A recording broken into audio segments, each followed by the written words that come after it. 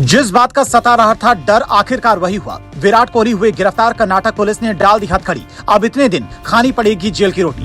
11 लोगों की मौत के बाद गुस्से में पुलिस ने आरसीबी के खिलाड़ियों के ऊपर डाल दिया हथियार। इतने सदस्य खाएंगे सलाखों की हवा। आरसीबी की एक परेड ने उजाड़ दिए इतने घर।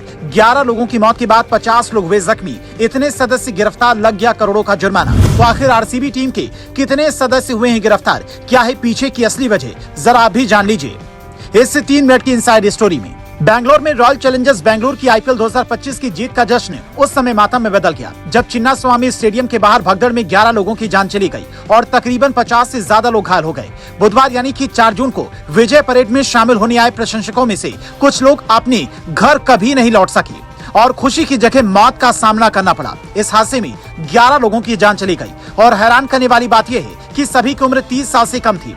मृतकों में महिलाएं और बच्चे भी शामिल हैं। बैंगलोर पुलिस ने इस मामले में कुछ लोगों को गिरफ्तार किया है, जिसमें आरसीबी के मार्केटिंग हेड निखिल सोसले भी शामिल हैं। बैंगलोर पुलिस की चिंताओं के बावजूद निखिल सोसले ने विजय परेड आयोजित करने पर जोर दिया और सोशल मीडिया पर इसकी घोषणा की। इस घोषणा के बाद विधानसभा क्षेत्र और चिन्नास्वामी स्टेडियम के आसपास भारी भीड़ उमड़ पड़ी, जिसके परिणाम स्वरूप ये खुशी मातम में बदल गई। हालांकि इस मामले की जांच चल रही है। सोशल मीडिया पर कुछ लोगों ने आरसीबी के स्टार खिलाड़ी विराट कोहली की गिरफ्तारी की मांग की है। कोहली ने आईपीएल जीतने के बाद प्रशंसकों की जमकर तारीफ की थी, जिसने आरसीबी के 18 साल की ट्रॉफी के सूखे को खत्म किया। कोहली ने मैच के बाद कहा था, मैंने इस टीम के प्रति वफादारी बरती, चाहे कुछ भी हो। कई बार मैंने सोचा कि कहीं और जाऊं, लेकिन मैं इस टीम के साथ रहा। मैंने उनका साथ दिया, उन्होंने मेरा। मैंने हमेशा उनके साथ मिलकर ट्रॉफी जीतने का सपना देखा। ये जीत मेरे लिए किसी और के साथ जीतने से कहीं ज्यादा खास है, क्योंकि मेरा दिल और आत्मा बैंगलोर के साथ है। लेकिन सोशल मीडिया पर कुछ लोगों का दावा है कि कोहली के शब्दों का उनके कार्यों से कोई मेल नहीं है। कुछ पोस्ट में कहा गया कि कोहली ने ही गुरुवार को परेड की मांग की थी। हालांकि कुछ रिपोर्ट्स में दावा किया गया कि परेड को जल्दबाजी में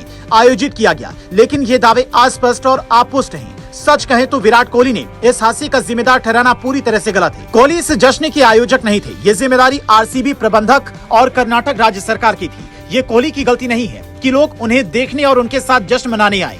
कुछ लोगों ने सवाल उठाया कि हादसे की खबर के बाद भी चिन्नास्वामी स्टेडियम में समारोह क्यों जारी रहा। यहाँ भी जिम्मेदारी आरसीबी प्रबंधन की थी, जिन्हें प्रशंसकों को ये खबर देनी चाहिए थी कि समारोह को तुरंत रोक देना चाहिए था।